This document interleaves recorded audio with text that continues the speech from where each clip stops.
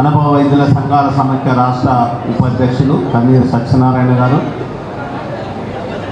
పెద్దలు అనుభవ వైద్యుల సంఘాల సమైక్య రాష్ట్ర ప్రధాన కార్యదర్శి పులిగం మోహన్ గారు, రాష్ట్ర కార్యదర్శి గాదా శంకర్ గారు, కోశాధికారి లింకల నగేష్ గారు, రాష్ట్ర కార్యదర్శి రంగు రవీందర్ గారు, రాష్ట్ర కార్యవర్గ సభ్యుడు శ్రీధర్ రావు గారు, జిల్లా ప్రధాన కార్యదర్శి వెంకటాచారి గారు, వేదికపై ఉన్నటువంటి పెద్దలకు, వేదిక ముందు ఉన్నటువంటి గ్రామీణ వైద్యులకు, వైద్య సోదరిమణులకు, వివిధ ప్రాంతాల నుంచి జిల్లా నలుమూలల నుండి వచ్చినటువంటి గ్రామీణ వైద్యుల సంక్షేమ సంఘం కార్యవర్గ సభ్యులకు, 25 వసంతాలు పూర్తి చేసుకొని ఈరోజు సభ నిర్వహించుకుంటున్న మీ అందరికీ కూడా తెలంగాణ అనుభవ వైద్యుల సంఘాల సమైక్య రాష్ట్ర కమిటీ తరఫున శుభాకాంక్షలు తెలియజేస్తూ, ఒక సంఘం తన నిర్మాణాన్ని 25 వసంతాలు నడపడం అంటే కత్తి మీద సాము చేసిన విధంగానే ఉంటుంది. అందులో గ్రామీణ వైద్యుల సంఘాలను నడపడం అంటే అంత ఆషామాషి కాదు. పూర్తిగా తెలిసిన వాళ్ళతోటైనా ఏడవచ్చు, పూర్తిగా తెలియని వాళ్ళతోటైనా ఏడవచ్చు. కానీ బాగా జ్ఞానం ఉన్నటువంటి మన గ్రామీణ వైద్యులతోటి సంఘాలు నడిపించడం అంటే చాలా కష్టంతో కూడుకున్న పని. తెలియకుండా వింటాడు, తెలిస్తే మనకు చెప్తాడు. కానీ తెలిసినట్టు నటిస్తూ తెలియనట్టు గమ్మున ఊకుండే వాళ్ళతోటి కొంత కష్టమే. ఎందుకంటే సుదీర్ఘంగా మీ వెనువెంబడి ఈ వ్యవస్థలో మార్పు తీసుకురావాలని, ఈ వ్యవస్థను కాపాడుకోవాలని, ఈ దేశంలో పేదవాళ్లకు వైద్యం అందించాలని, వేరే వృత్తులకు పోకుండా సమాజంలో ఉండబడేటువంటి పేదవాళ్లకు నా పరిధిలో వైద్యం అందించాలని కన్న తల్లిని ఉన్న ఊరును విడిచిపెట్టి ఓ మారుమూల ప్రాంతాన్ని ఎక్కడ వైద్యం ఉన్నదో అక్కడికి వెళ్ళి అక్కడ పేద ప్రజలకు వైద్యం చేస్తున్నటువంటి గ్రామీణ వైద్య వృత్తిని చేపట్టడం అంటే ఇది ఒక గొప్ప మానవతావాదం ఉన్నటువంటి విషయం. మనిషిని మనిషి గౌరవించలేనటువంటి ఈ సమాజంలో డబ్బు ఉన్నా డబ్బు లేకపోయినా ఫీజు కట్టిన తర్వాత వైద్యం చేసే వాళ్ళం కాదు మనం. ఆయన బాధకు కావాల్సిన వైద్యాన్ని అందించి ఆయన ఆరోగ్యంగా ఉంటే లేదా పని చేసుకుంటే తర్వాత ఇస్తే తీసుకుంటాం, ఇవ్వకపోతే చేసేది ఏం లేదు, 2 చేతుల దండం పెడితే నీ దయ నా పుణ్యం అనుకునేటువంటి పరిస్థితిలో వైద్యాన్ని అందిస్తున్నాం ధనవంతరి వారసులుగా. ఇన్ని కష్టాలు చూస్తున్నాం, ఇన్ని సమస్యలకు పరిష్కారాలను చూస్తున్నాం, కానీ మన సమస్యకు పరిష్కారం దొరుకుతలేదేంటి అని చెప్పి చాలా మదన పడుతున్నటువంటి సంఘటన చూస్తున్నాను నేను. ఇవాళ మాట్లాడినటువంటి వక్తలు చాలామంది చాలా విషయాలు మాట్లాడారు. మాకు గుర్తింపు రావటం లేదని, గుర్తింపు ఇవ్వట్లేదని. ప్రజలు ఇచ్చారు గుర్తింపు, ఇవ్వాల్సింది ప్రభుత్వం మాత్రమే. ఇది నిజమా కాదా? ప్రజలు ఇవ్వకపోతే మనం లేము. ఈ సమాజంలో వైద్యుల్ని దేవుడితో సమానంగా చూస్తారు, కానీ నిజంగా మనకు దేవుడు ఎవరంటే ఆ ప్రజలే, పేద ప్రజలే. మనకు దేవుడు మాత్రం పేద ప్రజలే. ఆ పేద ప్రజలను కన్న తల్లిలాగా, కన్న బిడ్డలాగా, మన చెల్లెలాగా మనం గౌరవించి వాళ్ళకు వైద్యం చేస్తామో ఈ వ్యవస్థను నిర్మూలించడం ఈ దేశంలో కాదు, ఎవరి తరం కాదు. ఎందుకు చెప్తున్నానంటే ప్రపంచ దేశాలలో అతిపెద్ద దేశం ఒకనాడు చైనా. ప్రపంచంలో అత్యధిక జనాభా కలిగినటువంటి చైనాలో పేదవాళ్ళకు వైద్యం, ప్రజలకు వైద్యం అందాలంటే ఏం చేయాలని ఆలోచించిన ప్రభుత్వాలు 25 లక్షల మందికి శిక్షణ ఇచ్చి సర్టిఫికెట్లు ఇచ్చి బేర్ ఫుడ్ డాక్టర్గా సర్టిఫికెట్ ఇచ్చినటువంటి దేశం మొట్టమొదట ప్రపంచంలో చైనా దేశం. ఈనాటికి అమెరికాలో మనలాంటి వైద్యులు ఉన్నారు. మరి అమెరికా సామ్రాజ్యవాద దేశం, పెద్ద గొప్ప దేశం, ఎకనామికల్గా గొప్పగా ఎదిగినటువంటి దేశం. కానీ ఈరోజు హోమ్ డాక్టర్స్గా మనం ప్రతి ఇంటిని చూసుకొని వైద్యం చేసేటువంటి పరిస్థితి ఆ దేశంలో కూడా ఉంది. మొట్టమొదటిసారిగా మన దేశంలో మనకు గుర్తింపు రావాలని ఉమ్మడి ఆంధ్రప్రదేశ్ రాష్ట్రంలో గుర్తింపు మాకు ప్రజలు ఇచ్చిండ్రు, ప్రభుత్వాలు ఇవ్వాల్సిన అవసరం ఉంది.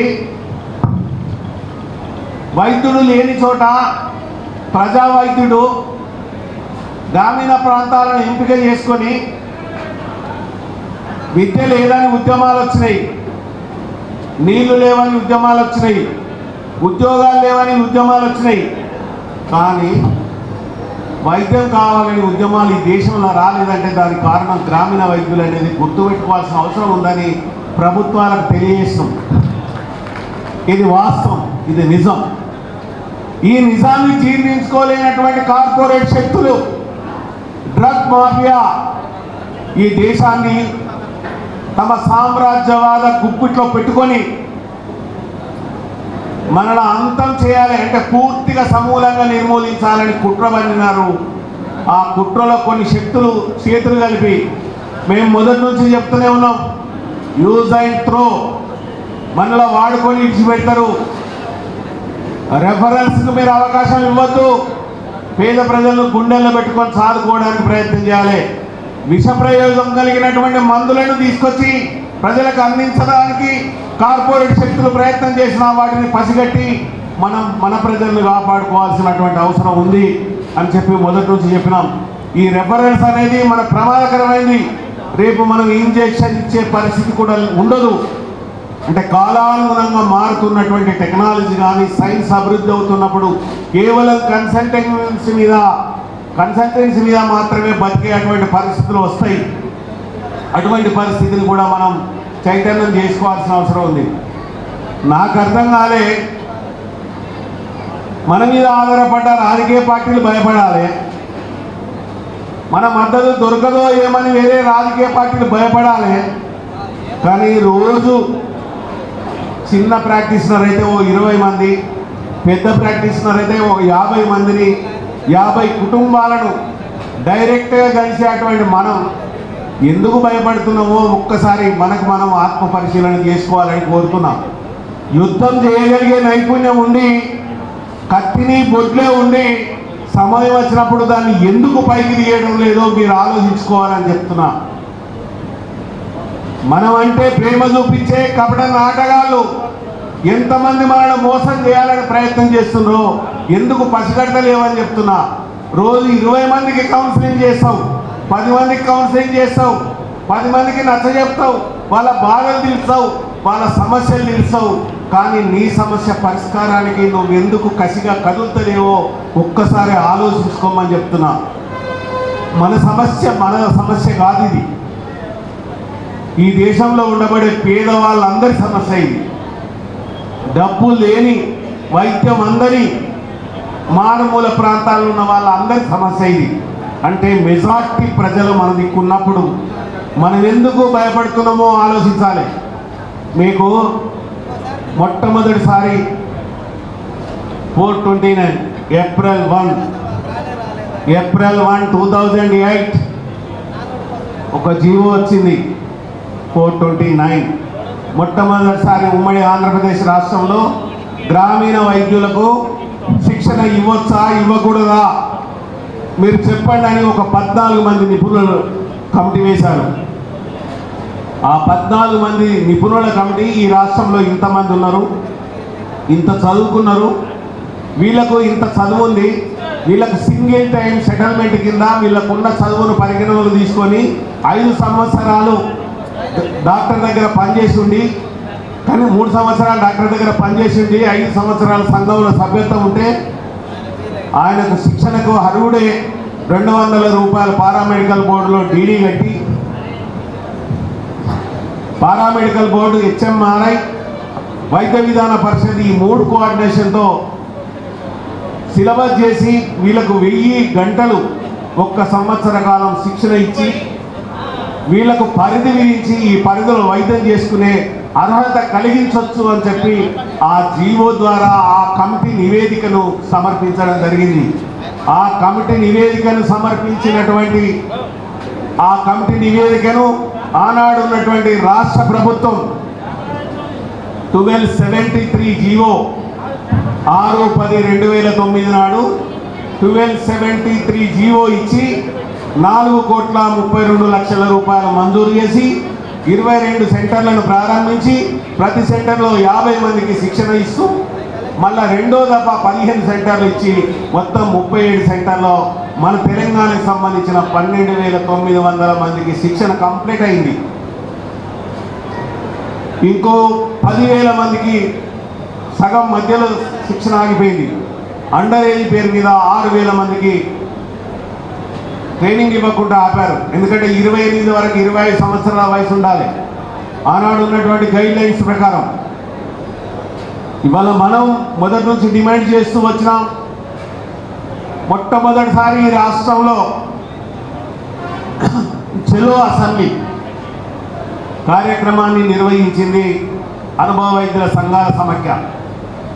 మొట్టమొదటిసారి ఒక ముఖ్యమంత్రిని నిజాం కాలేజ్ గ్రౌండ్లో పిలిచి ఒక భారీ బహిరంగ సభ చేసి మా సమస్యలను పరిష్కరించండి, ఈ దేశానికి నువ్వు ఒక దిక్సూచి అవుతావు, ఈ దేశంలో ఇప్పటి వరకు ఇన్ని రాష్ట్రాలు ఉన్నా ఎవరు కూడా సాహసం చేయలేదు, మీరు ఈ సాహసం చేయండి అని చెప్పి మేము గట్టిగా అడిగి రాజశేఖర్ రెడ్డి ద్వారా ఆనాడు నిజాం కాలేజ్ గ్రౌండ్లో నేను ఎలిజిబుల్ ఉన్నటువంటి వాళ్ళకందరికీ 108, 104లో కూడా నేను వాళ్ళకు ఉద్యోగాలు ఇస్తాను అని చెప్పినటువంటి దాఖలాలు మనం గమనించాల్సినటువంటి అవసరం ఉంది.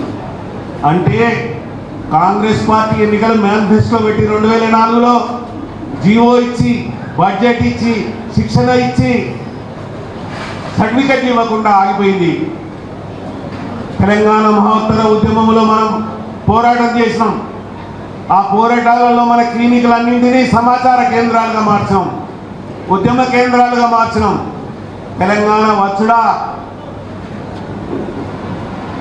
అవరే దక్కా తెలంగాణ పక్కాని కొట్లాడినటువంటి పరిస్థితిలో తెలంగాణ వచ్చింది. ఆ తెలంగాణలో వచ్చిన సర్కారు కూడా 428 జీవో ఇచ్చింది 2015లో. అది కాలయాపన జరిగింది 10 ఏళ్ళు. ఇప్పుడు కొత్తగా మళ్ళీ గవర్నమెంట్ రాకముందు ఎన్నికల మేనిఫెస్టో పెట్టినారు 2003 ఎన్నికల్లో. వాళ్ళు పెట్టింది ఏంటంటే గత వైఎస్ రాజశేఖర్ రెడ్డి గారి ప్రభుత్వం ఇచ్చినటువంటి జీవోను అమలు చేసి 6 మాసాలు శిక్షణ ఇస్తామని వాళ్ళు ఎన్నికల మేనిఫెస్టో పెట్టినారు. చాలామంది చాలా పుకార్లు చెప్తున్నారు, కోర్టులో కేసు ఉంది, అది ఉంది, ఇది ఉంది అని చెప్తున్నారు. కేసు వేసింది 428 మీద, 1273 మీద కాదు. మొన్ననే ఈ మధ్యలో మేము ముఖ్యమంత్రి గారిని వేరే సందర్భంగా కలిసినప్పుడు ఈ సమస్యకు పులి స్టాప్ పెట్టకపోతే కంటి తీగల పెట్టెను రాయేసి కొడితే ఎట్లుంటుందో గ్రామీణ వైద్యులతో పెట్టుకుంటే గట్లనే ఉంటుంది, ఇది మీరు జాగ్రత్త సుమా అని కూడా చెప్పడం జరిగిందనేది మీ దృష్టికి తీసుకొస్తున్నాం. మేము అమాయకులమే, మేము పేదవాళ్ళమే, కానీ ప్రభుత్వాలను మార్చగలిగే శక్తి మాకుంది. ఇది రాజశేఖర రెడ్డి గారికి తెలుసు. అప్పుడు అంతకుముందు ఉన్న ముఖ్యమంత్రికి తెలియలేదు, కానీ తర్వాత ఆయన తెలుసుకోగలిగిండు. తర్వాత కూడా చాలామందికి తెలుస్తున్నది. ఇప్పుడున్న ప్రభుత్వాన్ని ఈ ఖమ్మం జిల్లా మహాసభల నుంచి కోరేది ఏంటంటే, మీరు కాలయాపన చేయకండి. మమ్మల్ని అవమానిస్తున్నారు, మా కుటుంబాలను అవమానిస్తున్నారు. మా ఇల్లు క్లినిక్ ఒకే దగ్గర ఉంటుంది, మా ఇంటి మీద దాడి చేస్తున్నారు. మరి మా ఇంటి మీద దాడి చేస్తే మేము ఎంత ఓపిక సహిస్తున్నామంటే మాకు బలం లేదనుకుంటారా, మాకు తెలివి లేదనుకుంటారా, మాకు తెగువ లేదనుకుంటారా? కాదు, మా ఓపికకు మీరు పెట్టే పరీక్షలో నెక్కుతామా లేదా అని చూస్తున్నాం. మేము బొందబెట్టగలిగినటువంటి పరిస్థితి రాజకీయ పార్టీలలో ఉన్న నాయకులను ఆ శక్తి మాకున్నా మేము ఎందుకుంటున్నాం అంటే మా వృత్తి, మా గౌరవం, మేము ఉన్న వృత్తి తిట్టలేము, మేము కొట్టలేము, మేము బెదిరించలేము. కనుక మేము ప్రభుత్వాలను రిక్వెస్ట్ చేసి అడుగుతున్నాం, ఒక్కసారి ఈ దేశంలో చట్టం వస్తే ఒకసారి ఈ దేశంలో జీవో వస్తే దాన్ని అమలు చేయాల్సిన అవసరం ఉంది. పోయినసారి ఉమ్మడి రాష్ట్రంలో మనకు జీవోలు వచ్చినాయి, కానీ కొత్త రాష్ట్రంలో కూడా జీవో వచ్చింది. 428 జీవో కూడా కొత్త రాష్ట్రంలో కూడా వచ్చింది. ఇవన్నిటినీ లీగల్ ఆబ్లిగేషన్స్ ఏమీ లేవు. ప్రిన్సిపాల్ సెక్రటరీ గారిని కలిసినప్పుడు ఆంధ్రలో చేసినట్టు ఒక కమిటీ కాన్స్టిట్యూట్ చేస్తానని అన్నారు. ఆ కమిటీని కాన్స్టిట్యూట్ చేయడం కోసం ప్రయత్నాలు జరుగుతున్నాయి నిరంతరంగా. కోదండరామ్ గారు, ఎందుకంటే ఆ రోజు సజీవ సాక్ష్యంగా తెలంగాణ ఉద్యమానికి జేఏసీ చైర్మన్గా ఉన్నటువంటి కోదండరామ్ గారు, మొన్నటి ఎన్నికల మేనిఫెస్టోలో పెట్టినటువంటి మహేష్ కుమార్ గౌడ్ గారిని కూడా వేదిక మీద పిలిచి విషయం చెప్పడం జరిగింది. కేవలం ఇందిరా పార్క్ వరకే పరిమితం కావు మేము. మాకు తెలుసు అసెంబ్లీ ముట్టడిచుడు, మాకు తెలుసు ముఖ్యమంత్రుల ఇల్లు ముట్టడిచుడు, మాకు తెలుసు కొట్లాడు, మాకు తెలుసు బొందబెట్టుడు తెలుసు, మాకు గౌరవించడం కూడా తెలుసు. కానీ మా ఓపికను పరీక్షించద్దని కూడా చాలా సందర్భాల్లో చెప్పడం జరిగింది. మేము నాన్ పొలిటికల్ ఆర్గనైజేషన్, మాది ఏ రాజకీయ పార్టీ కాదు. కానీ మేము చెప్తే 150 ఓట్లు వేయగలిగే శక్తి అయితే గ్రామాలలో ఉంటుంది. మాకు ఆ శక్తి ఉన్నది. మీరు బతకడానికి అదే జీవం, ఊర్లలో ఓటే జీవం. ఆ ఓటును ప్రభావితం చేయగలిగే శక్తి మా వెనుకుంది, కానీ మేము ప్రయోగిస్తలేము. అందుకే ఎందుకు భయపడుతున్నారని అడిగింది, ఎందుకు ఆత్మపరిశీలన చేసుకుంటలేరని అడిగేది. ఇక నుంచి భయపడడం బంద్ పెట్టండి. 24వ మహాసభల నుంచి మీరు భయపడడం బంద్ పెట్టండి. సంవత్సరం తిరగక ముందే మనకు గుర్తింపు వస్తుంది. భయపడు బంద్ పెట్టాలి. భయపెట్టుడు మొదలు పెట్టాలి, భయపడు కాదు. దాని అవసరం ఉంది. ఇంకా రెండో విషయం, మన వృత్తిని కాపాడుకోవాలంటే మనం వృత్తి ధర్మాన్ని నెరవేర్చాలి. 100 మంది మంచిగా చేసిన వాళ్ళ 2 తప్పు చేసిన పొరపాటు జరుగుతుంది. మండల కమిటీలు పరిశీలించండి. విచ్చలవిడి వైద్యం చేసే వాళ్ళని అరివకెట్టండి.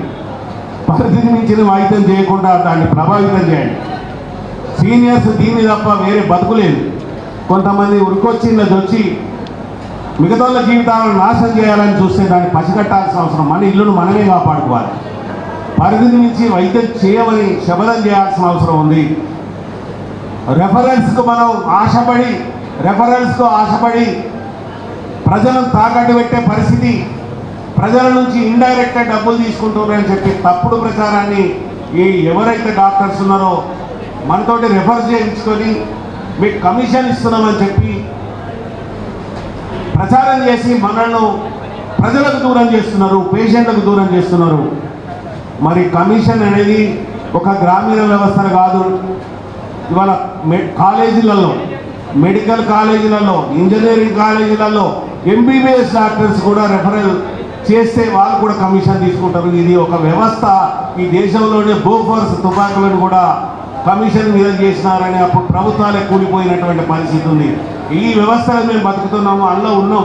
కానీ రాష్ట్ర కమిటీ ఒక ఆలోచన చేసింది, రెఫరల్స్ కన్నా మా పేషెంట్లే మాకు ముఖ్యం, మా దైవం, మా దేవుడు, వాళ్ళని కాపాడుకోవడానికి ప్రయత్నం చేస్తే మన వృత్తిని మనం అందరం కాపాడుకున్నట్టే. ఆ విధంగా కన్న తల్లిలాగా వైద్యం చేస్తామని శపథం చేసి కదలండి. మన వ్యవస్థను నిర్మూలించే శక్తి ఎవరికి లేదు, ఎవరితోటి కాదు. చట్టాలు మనకున్నాయి, నాయకత్వం కూడా బలంగా ఉంది. మేము మిమ్మలను ఇబ్బంది పెట్టడం లేదు తప్ప, కొన్ని సంఘాలైతే, కొంతమంది వ్యక్తులైతే ఈ సంఘం ఉంటే మేము బతుకుతాం. ఎంబీబీఎస్ డాక్టర్ల దగ్గర చందాలు వసూలు చేసుకోవచ్చు, తాగడానికి టూర్లకు పైసలు వస్తాయి. 578 కేసులు అయినాయి ఇప్పటి వరకు రాష్ట్రంలో. 10,000 కేసులైనా కూడా అవి నిలిచేటి కాదు, పోయేటి కాదు. దాంతో అయ్యేది కూడా ఏం లేదు. వాళ్ళు పెట్టే చట్టాలలో మళ్ళీ చీటర్స్ అని పెడుతున్నారు. వాటిని రాష్ట్ర ప్రభుత్వంతో, ముఖ్యమంత్రితో, హోమ్ మినిస్టర్తో కూడా మాట్లాడుతున్నాం. ముఖ్యమంత్రి, హోమ్ మినిస్టర్ కనుక ఈ విషయాలన్నీ తెలియజేస్తున్నాం. దాని గురించి ఎవరు భయపడద్దని తెలియజేస్తున్నాం.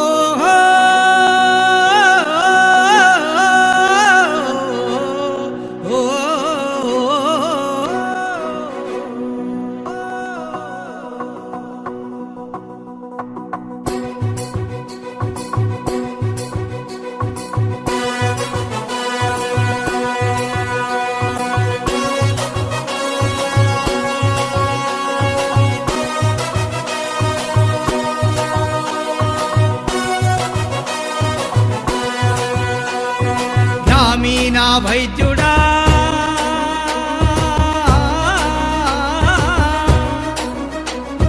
దీక్షభూని సాగరా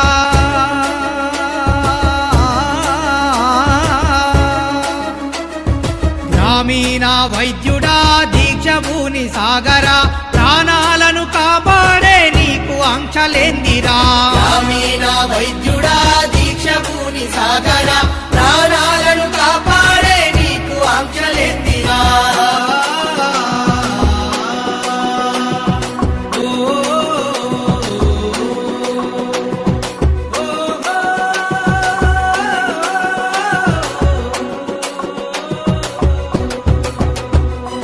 రాత్రనక పగలనక సేవ చేసే వైద్యుడా సేవ చేసే వైద్యుడా మనల ముంచె శాసనాలు నేటి నుండి రద్దురా నేటి నుండి రద్దురా రాత్రనక పగలనక సేవ చేసే వైద్యుడా మనల ముంచె శాసనాలు నేటి నుండి రద్దురా నేటి నుండి రద్దురా వదరవద్దు బెదరవద్దు అదరవద్దు బెదరవద్దు వృత్తిని వదలొద్దురా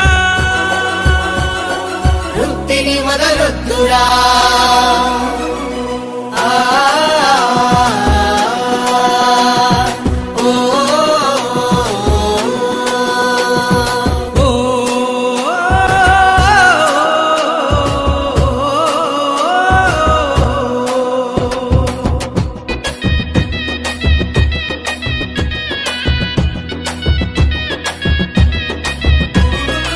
ఎవరు వాళ్ళు ఎచటి వాళ్ళు ఎవరు వాళ్ళు ఎచటి వాళ్ళు కార్పొరేటు దోపిడోళ్ళు కార్పొరేటు దోపిడోళ్ళు ప్రజా వైద్యుల పైన తప్పుడు కేసులు పెట్టి తప్పుడు కేసులు పెట్టి ప్రాథమిక చికిత్సకు అడ్డుగా వచ్చిన గాని అడ్డుగా వచ్చిన గాని ఎవరు వాళ్ళు ఎచటి వాళ్ళు కార్పొరేటు దోపిడోళ్ళు కార్పొరేటు దోపిడోళ్ళు నిలబడాలి వైద్యుడా ఆర్ఎంపీ సోదరా ఆర్ఎంపీ సోదరా గ్రామీణ వైద్యుడా దీక్షభూని సాగరా ప్రాణాలను కాపాడే నీకు ఆంక్షలేందిరా ఓ ఆ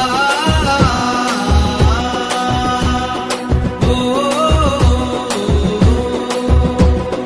ప్రతి ఇల్లు ప్రతి పల్లె ప్రతి ఇల్లు ప్రతి పల్లె నిన్నే దేవుడు అంది నిన్నే దేవుడు అంది ప్రజా వైద్యులంతా గలసి పోరుబాట పట్టాలి ఊరు బాట పట్టాలి ప్రజల ప్రాణాల కొరకు ప్రతినభూని నిలవాలి ప్రతినభూని నిలవాలి బలమెత్తి గర్జించాలి సంఘాన్ని నడిపించాలి ధన్వంతరి వారసుడా వర్ధిల్లు ప్రజా వైద్యుడా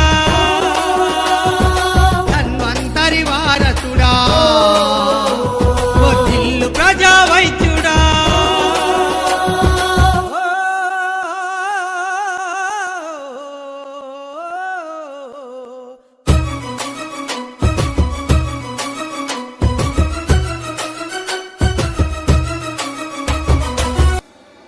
ఒక్కళ్ళ క్లినిక్ గా కూడా చెక్ చేసిన దాఖలాలు లేవు.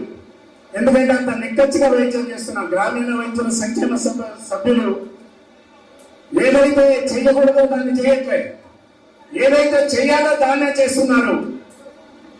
మన ప్రాక్టీషనర్ల దగ్గర ఎవరి దగ్గర అబద్ధపు ప్రచారాలు లేవు, అనవసరమైన వైద్యాలు లేవు. మనకు తెలిసిందే మనం చేస్తున్నాం. కాబట్టి మిత్రులారా, ట్రైనింగ్ వచ్చేంత వరకు, సర్టిఫికేట్స్ వచ్చేంత వరకు సంక్షేమ సంఘం సభ్యులకు నేనే సర్టిఫికేట్ నేనే సర్టిఫికేట్ గా మీరు భావించాల్సిందిగా కోరుకుంటున్నారు. మీరు ఎవరు ఇబ్బంది పడాల్సిన అవసరం లేదు. ఎవరికి ఏ ఇబ్బందులు వచ్చినా ఆ క్లినిక్ లో వచ్చి నేను కూర్చుంటాను, ఆ అధికారి దగ్గర వచ్చి నేను కూర్చుంటా అని చెప్పి మీ అందరికీ చెబుతూ, ఆర్ఎంపీల నాయకుడా వైద్య సంఘ నిర్మాత మా పిట్టల నాగేశ్వరరావు, మా చొప్పరి శంకరు ముదిరాజు. ఆర్ఎంపీల నాయకుడా వైద్య సంఘ నిర్మాత మాత మా పిట్టల నాగేశ్వరరావు మా చొప్పరి శంకరు ముదిరాజు మా బిడ్డల నాగేశ్వర రాము మా చొప్పరి శంకరు ముదిరాజు అందుకో మా దీవెనలందుకోండయ్యా అందుకోండయ్యా అందుకో మా దీవెనలందుకోండయ్యా మా చొప్పరి శంకరు ముదిరాజు మా పిట్టల నాగేశ్వరరావు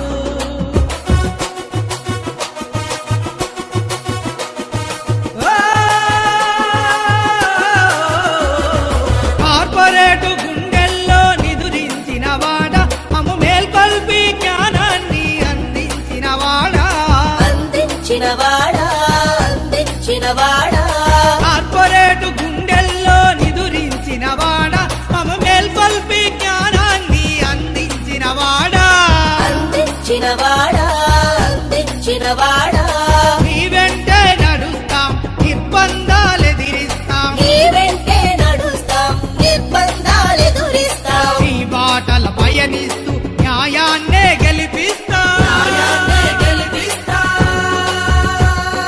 న్యాయాన్నే గెలిపిస్తా ఓహో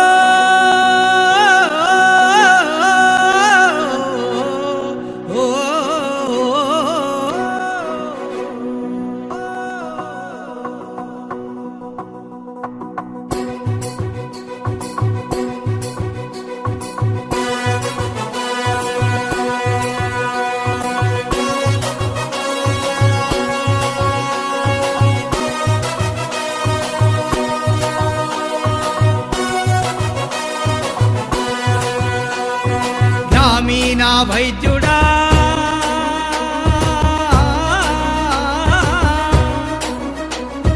దీక్షభూని సాగరా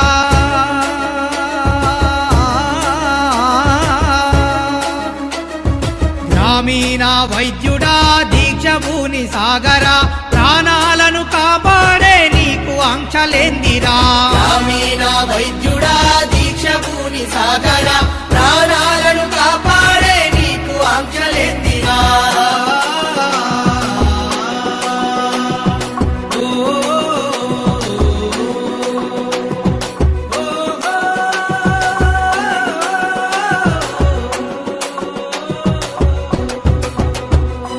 రాత్రనక పగలనక సేవ చేసే వైద్యుడా సేవ చేసే వైద్యుడా మనల ముంచె శాసనాలు నేటి నుండి రద్దురా నేటి నుండి రద్దురా రాత్రనక పగలనక సేవ చేసే వైద్యుడా మనల ముంచె శాసనాలు నేటి నుండి రద్దురా నేటి నుండి రద్దురా వదలవద్దు బెదరవద్దు అదరవద్దు బెదరవద్దు వృత్తిని వదలొద్దురా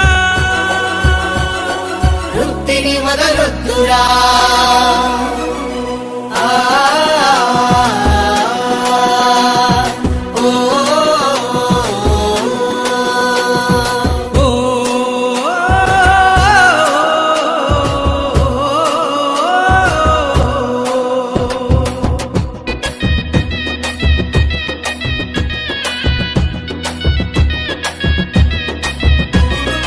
ఎవరు వాళ్ళు ఎచటి వాళ్ళు ఎవరు వాళ్ళు ఎచటి వాళ్ళు కార్పొరేటు దోపిడోళ్ళు కార్పొరేటు దోపిడోళ్ళు ప్రజా వైద్యుల పైన తప్పుడు కేసులు పెట్టి తప్పుడు కేసులు పెట్టి ప్రాథమిక చికిత్సకు అడ్డుగా వచ్చిన గాని అడ్డుగా వచ్చిన గాని ఎవరు వాళ్ళు ఎచటి వాళ్ళు కార్పొరేటు దోపిడోళ్ళు కార్పొరేటు దోపిడోళ్ళు నిలబడాలి వైద్యుడా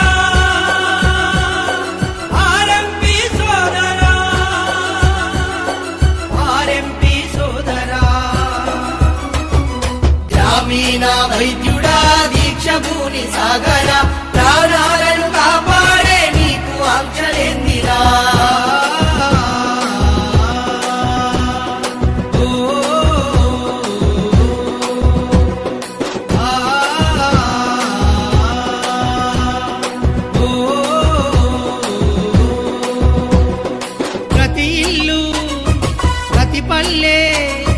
ప్రతి ఇల్లు ప్రతి పల్లె నిన్నే దేవుడు అంది నీ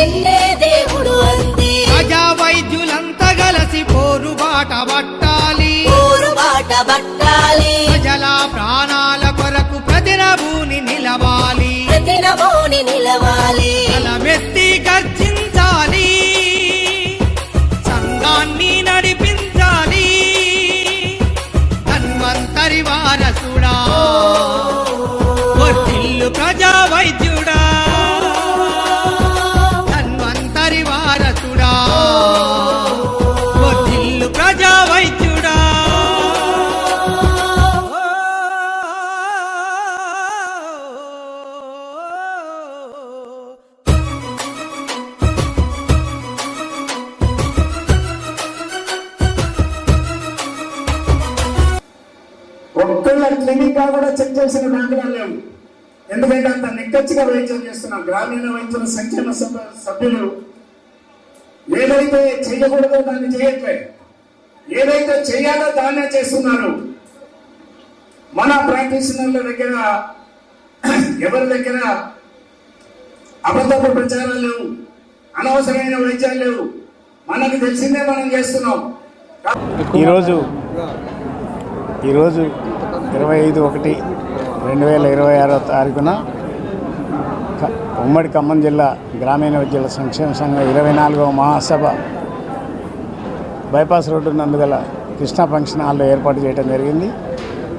ఈ సమావేశానికి ముఖ్య అతిథులుగా ఎమ్మెల్సీ తాత మధు, కాంగ్రెస్ పార్టీ ఖమ్మం జిల్లా అధ్యక్షుడు నూతి సత్యనారాయణ గారు, అలాగే రాష్ట్ర కమిటీ నాయకులు చొప్పర్ శంకర్ గుజరాత్ ప్రెసిడెంట్ గారు, స్టేట్ ఫెడరేషన్ సెక్రటరీ గారు మరియు కార్యదర్శి శంకర్ గారు, ఇలా నాయకులందరూ సమావేశానికి రావడం జరిగింది. అలాగే ఖమ్మం టౌన్ టీఆర్ఎస్ అధ్యక్షులు పగడాల నాగరాజు గారు, టీయూఎన్సీ జిల్లా అధ్యక్షులు ఎండివై పాషా గారు, ప్రముఖ లాయరు సుగుణారావు గారు, వీళ్ళందరూ రావటం జరిగింది. గ్రామీణ వైద్యులు 3 జిల్లాలలో గ్రామీణ వైద్యుల సంక్షేమ సంఘం సభ్యులు అందరూ ఈ సమావేశానికి రావటం, దీన్ని జయప్రదం చేయడం జరిగింది. నాయకులు మాట్లాడుతూ ప్రస్తుత తరుణంలో ఇంకా గ్రామీణ వైద్యులకి కొంతమందికే ట్రైనింగ్ అయింది, కానీ సర్టిఫికెట్ లేవు. ఆ ట్రైనింగ్ వాళ్ళకి ఎగ్జామ్ పెట్టి సర్టిఫికెట్ ఇవ్వాలి, ప్రభుత్వం సర్టిఫికెట్ ఇవ్వాలని, అలాగే ట్రైనింగ్ కాని వాళ్లకు జీవో ఇష్యూ చేసి ట్రైనింగ్ మొదలు పెట్టాలని చెప్పి అందరు వక్తలు సూచించడం జరిగింది. జిల్లా కాంగ్రెస్ అధ్యక్షులు కూడా ఖచ్చితంగా గ్రామీణ వైద్యుల పక్కనే ఉంటాం, వారికి ఏ సమస్య వచ్చినా నేను అండగా ఉంటాను, ఎవరు దాడులు చేసినా నాకు చెప్పండి, దాన్ని నేను నివారిస్తాను, ఎదుర్కొంటానని చెప్పారు.